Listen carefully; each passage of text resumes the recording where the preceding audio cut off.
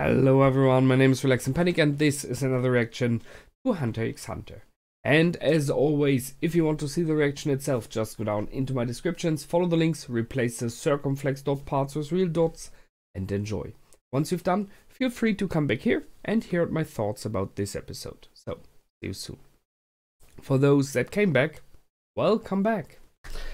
Now, there was an episode clearly about Hisoka and how dangerous he is. What the heck? This guy is at the moment legit. You really have to watch out not to get on his bad side, as those dudes here did. But there's a lot more in this episode, so let's talk about it. Let's see. First things I mentioned about Satosh, whatever he's pronounced properly. The examiner, the one that is holding the exam at the moment for stage 1 and 2, as it seems. Interesting character, to say the least. What is weird about him is that he seems to have no mouth, although his mustache is moving as though he has. So I have to question that. Why? What the heck? What is this about?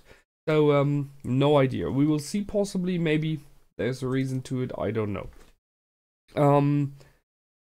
We have a number change when it comes to the competitors. So we had 368 in the beginning of this episode, which in my opinion was way too much. I was pretty sure there should have dropped out way more. This 80 kilometer plus running, they dropped only something like 40. Seems a bit too low for me. I don't know. It's just strange. But well, they went with that.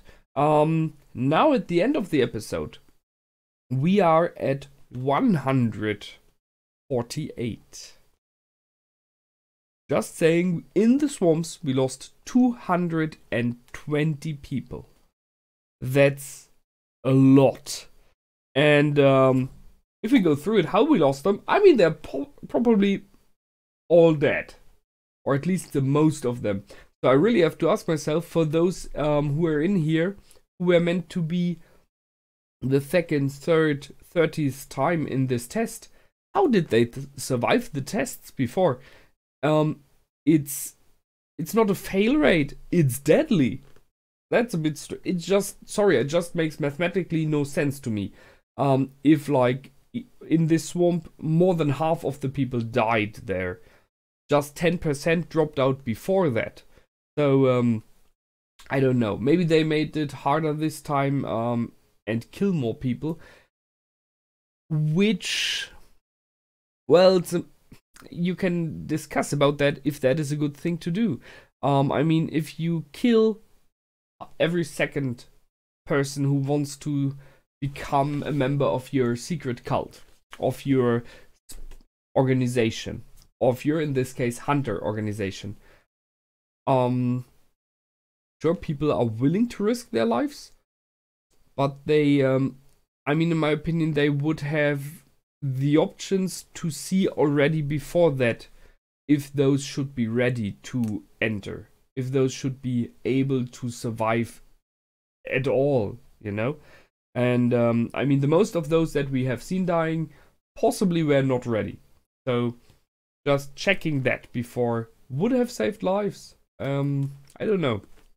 A bit harsh to just let them run into the open knife. However, some pretty interesting enemies there. So we have the strawberries, the tortoise. Those are weird. I asked myself if they use the strawberries as kind of a bait to lure in the food. At least it looked a bit like that. And then they just eat them. So flesh eating, not nice one. We have seen no one fight them, really, so can't really guess how strong they are in the end. We had the butterfly, that was nice. There was just clear what is about to happen. So he flies along, hypnotize, fall to the ground, that's it. Maybe living in some kind of symbiosis with the ground, with some plants there, stuff like that, that they digest the in this case humans.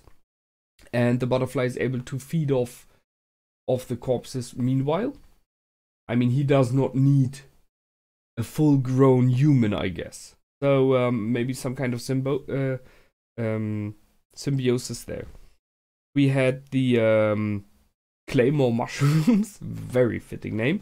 Although there were no explosions, but the spores just kill you. So that's not such an uncommon thing. I mean, I'm pretty sure we have something like that in real life. There are some mushrooms out there that are able to exhale spores, who are, at least for smaller enemies, not so good.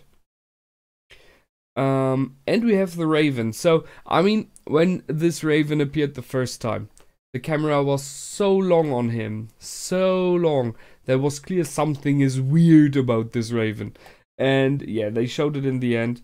So he's able to mimic voices, and he mimicked Satot's voice, and people just ran into an open field of kind of spears, you know? They just fell down onto some kind of spears, possibly a rock formation, something like that. So, same for symbiosis again. I guess this Raven lures the enemy, the food in this case, into a trap, and then when they're dead, it just can eat. All in all, a very, very deadly area. They showed a shortcut of one after another, so I guess it is in general this area has those enemy in there. But that is, I mean, who lives there? Even around this area? You would not want to go there at all. It's very, very harsh environment. No question. And we had the frog in waiting, who tried to digest our two pals here and spit him out due to the lemonade that they had with them. So I remember that Killua said that he could have killed it, the frog, but didn't do it. So what's interesting to me is why. I mean, sure, he had the lemonade, so possibly thought like, it's the easier way out, less energy wasted, you know? So he went for that. But I would like to think that he, even when having been eaten by the frog, is like, if I can find a way without killing the frog, I'm fine. So that he's like, I don't need to kill things to win. I just want to win, and that's it. That would be a nice viewpoint, in my opinion. But as I said, just guessing here. And then we have this scene, which I put on here again. So we have this group of people, and I mean, it clearly seems like there's some kind of a master, a sensei, whatever, and his scholars. There is strength in numbers, as we know. There are the three brothers who work together. So it makes sense to bring in multiple friends, multiple persons, try to help each other out. But then I kind of question how good those henchmen here really were. These henchmen seemed to me like they were, well, I mean, they were cannon fodder in the end. Sure, they were used to show how impressive and strong Hisoka is. But I did not feel from any of them, even not from the sensei, any kind of, okay, that makes them special, makes them better, makes them qualified to be a hunter. They just had no special vibe, you know? And that's very fitting. I just think that I say that because it seems like Hisoka is searching for something like that, this special ingredient, the one thing that makes you unique, that makes you worthy of becoming a hunter in this case. And they did not have it, while wanting to take him out. And I have to agree with him here in some of the things he said, although I do not like his behavior in general. But he said, so you are aware that you already lost this exam. You cannot finish it because you don't know where you are. You cannot find the exit.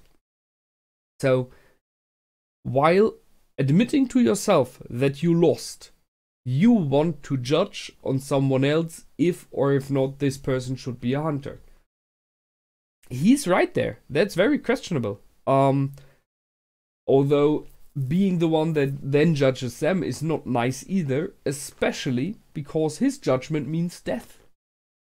So I agree with him on some levels. I agree with him that they are not hunter material, sure.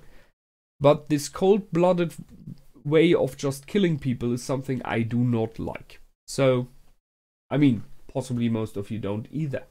So as I said, I see some of his points, but in general, he is more like the evil dude. A cool, but a evil dude. And then he was challenged. Well, he was not challenged. He was aware that Leorio and Kurapika were there. And was like, so, you want to go next? And they just ran away. And I was surprised, because I did not expect that he would let them run away. I really kind of expected that he would throw cards after them or something like that, or teleport in front of them, I don't know, you know? But he was just like, wise decision. Which is interesting. So he is easy on the bloodshed, but he is not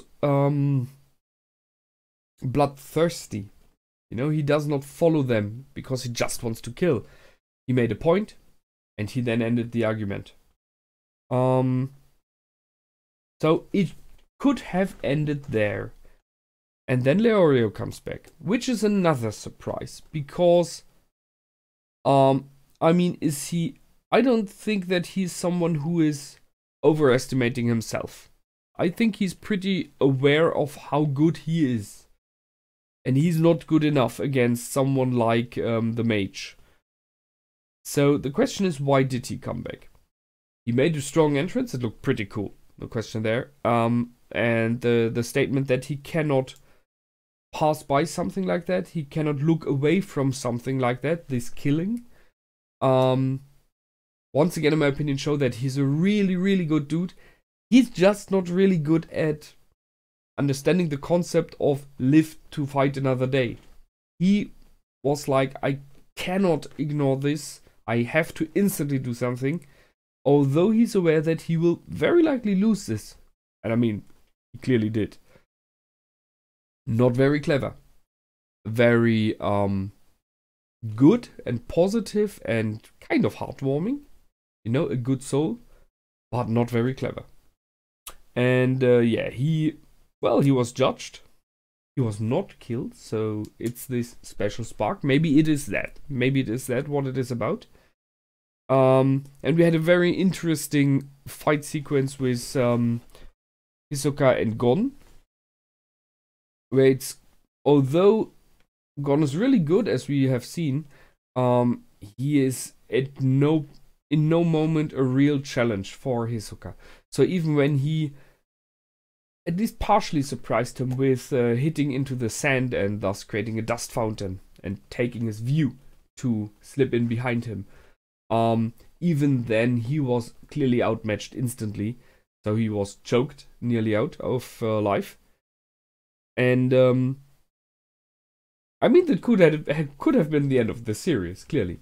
But I think we got shown a very strong person, possibly enemy for the future, we will see. At least, for sure, someone we will see again, I'm pretty sure. Who has his very own reasons to do what he does. And I question why he's there. I did that during the reaction already. I don't believe that he is there to finish the exam. I don't think so. Why should he? When you see what his skill set is, what his abilities are, I think a lot of this, what he could get, at least fighting-wise, from being a huntsman, a hunter, is something he already has. So it could be about having access to the black market, information, stuff like that. But I think he has other goals. Maybe he just wants to make a name for himself, or he just wants to meet the future hunters to know who they are. Or he's searching for someone specific in the hunter organization. Might be as well. We will see. We know that he has a friend who helps him. The one with the number 301. I will look out for him. And yeah, that's it where we ended off. I'm pretty sure that Gon and Kurapika will be there in time to be able to slip through the gate as well. the Satots is still waiting. Which brings me back to how many people are left, 148. Seeing that Satos and other hunters are doing their job possibly quite a while, I'm pretty sure they would have been able to kind of say like those 50 are the ones who are in question maybe to become hunters.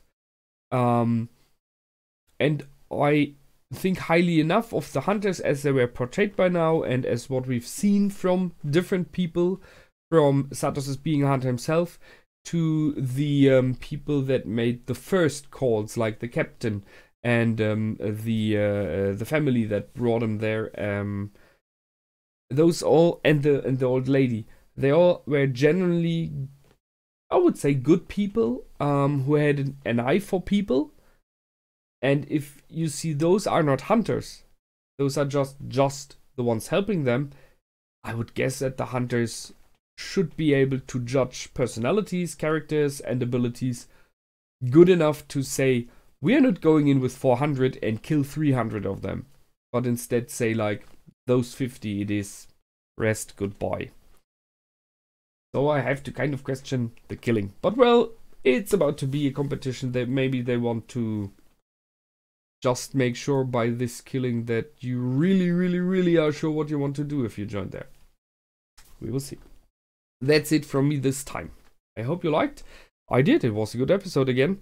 And as always, feel free to comment, like, and subscribe. My name is Relax and Panic. Goodbye and out.